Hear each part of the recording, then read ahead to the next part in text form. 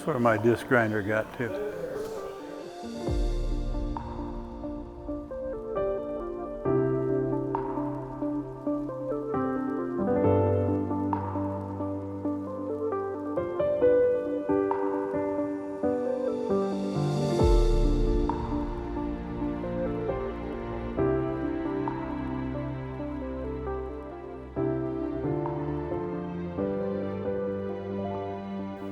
Jeremy Smart. I'm a farmer from Peebles, Ohio. Well, apparently my ship has finally came in and they give out awards for keeping old equipment running, so that's why I'm here. My name is Michael Douglas from Henry County, Kentucky. I farm along with my dad and also do a little repair work, welding machine on the side. I knew it was fairly old from talking to the original owner's son on Ag Talk. I had a breakdown. He was telling me it was one of the first ones that John Kinze made, and so I decided to enter in the contest and end up and became the co-winner. And now, as the grand prize, come here to the tour of the factory and look at the private collection. Well, I'm Dan Stadmiller from Monticello, and I've been a farmer all my life, but now I'm pretty much retired.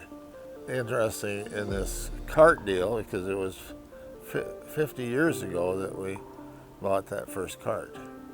And I happened to buy one of the first ones that was built in an actual production run. Yeah, we've built a few carts since. I think the main thing that I was always thinking was that every time I see a grain cart, I know where they originated.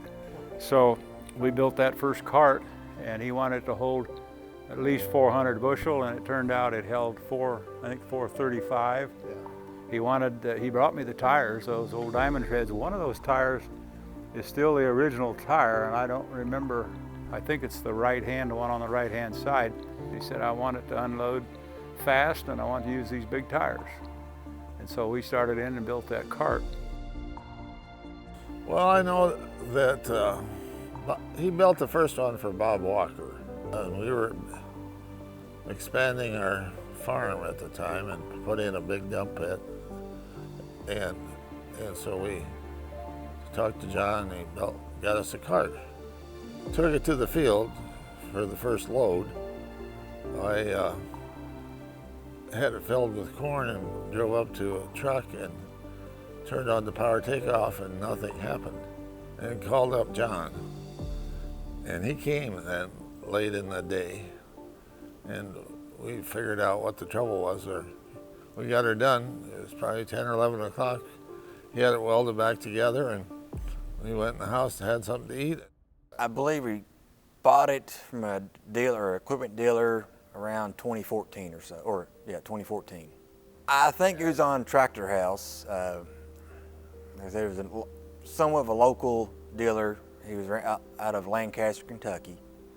Like I said, we had a dual tandem truck, single axle, and it would go about anywhere. But then we had to go to a different elevator that was on the interstate and go further, so we bought a single axle semi, and it would get stuck in wet grass.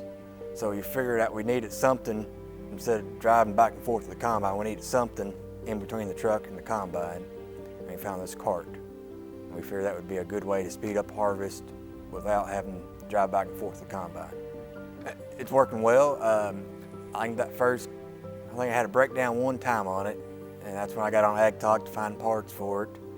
But other than that, I check the oil in the gearbox and hook onto it and go. That's about it. What broke down when it broke down? I guess one of the original designs had a square peg on the fold-out auger, and that square peg, after 45 years, rounded out. And like I said, I know the newer designs, they've actually got a kind of alignment peg or alignment tool, I guess, and a peg that spins it. So I kind of copied that design and put it on the old one to make it back in the field. So what do you think about the quality of a Kinze product?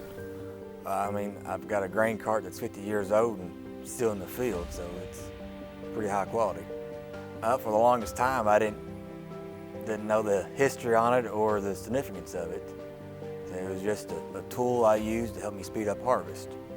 but it's a piece of equipment you can appreciate, knowing 50 years later it's still just as good as it was the day it came off the line. I've had it about 6 years, I believe. I got it from my brother-in-law, who had it like 4 years before that. He had bought it at a farm sale, and with the manual auger on it, he's not a real big feller, so he had to get something with the hydraulic because it's harder for him to flip. So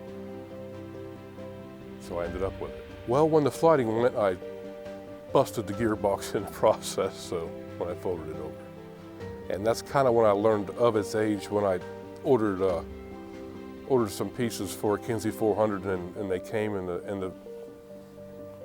the gears were way too big for the gearbox because it was a different type of deal. So I guess somebody took care of it at some point, and obviously it was manufactured well.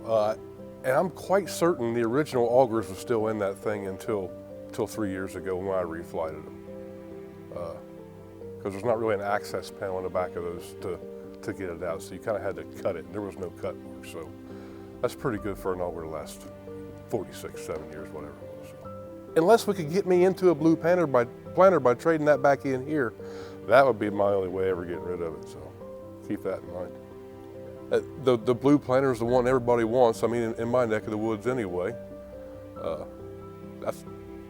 And the cart that I've run is obviously a bulletproof piece for 50 years, so quality, I guess, is what I know about Kinze manufacturing. Everything John's made up to today is just, it's a kind of inspiration, seeing how he started, just being able to have the vision of making something. Somebody tells him an idea and he's able to put it together. So you went to the Ladora, where his shop was just it was a pretty small welding shop compared to what we see today. Did you have any thought this guy John Kinzenbaugh was going to grow his company into something like this? Probably not, but we knew that it was, his reputation was very good, and I knew and he was on the forefront of this type of thing, so and I don't remember what we paid for it. It was priceless. Absolutely priceless. Yeah.